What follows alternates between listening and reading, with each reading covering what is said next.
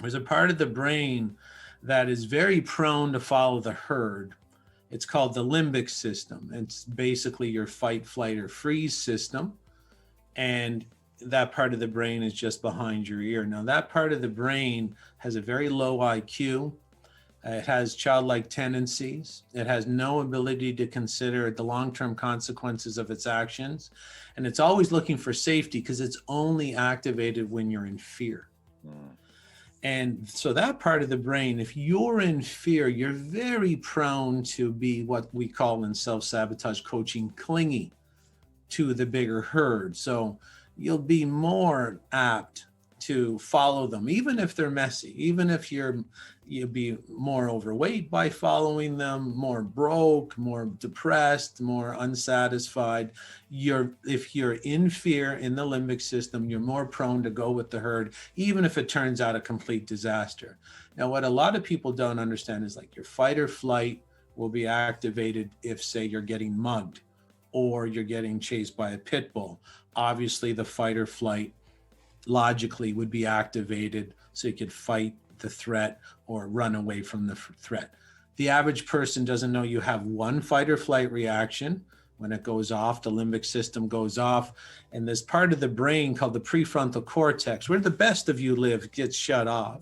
Oh. When you eat toxic food, when you're toxic and eating poison and interacting with poison on any level, you have the same fight or flight reaction. So if I get you chased by a pit bull and draw your blood, I have the same metabolic reactions as you drinking alcohol. You Wow. And have, back here.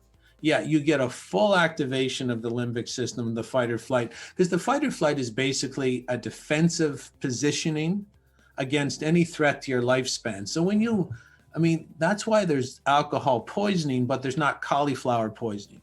So, because alcohol is a poison, right? And so if you're going to poison yourself, you will activate the limbic system. It makes you more prone to self-sabotage. But then again, drinking is part of the self-sabotage cycle. But you're more prone to give in to this part of the brain that's downloading the repetitive content. And this part of the brain can also not tell the difference between real time screen like drama and imagined thought.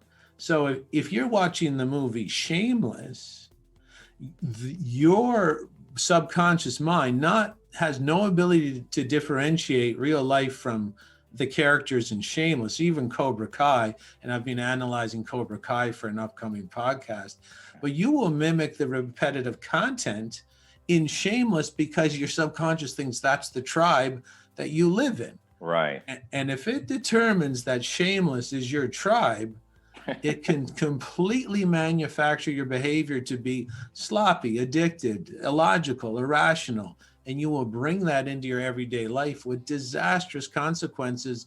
You'll be doing stuff that doesn't make sense. You'll do it anyway.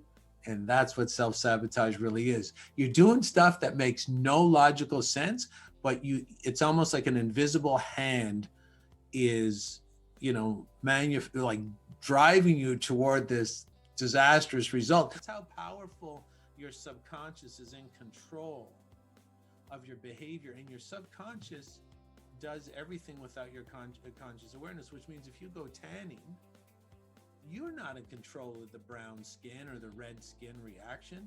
Your body says, I got that, Jason. You go do what you got to do.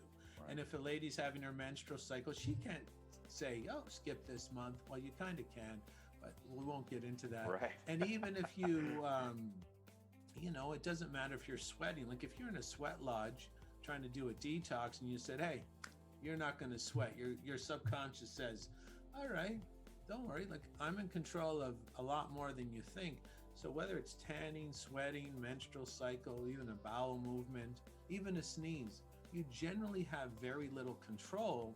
Your behavior, shocking to most people, falls in that category.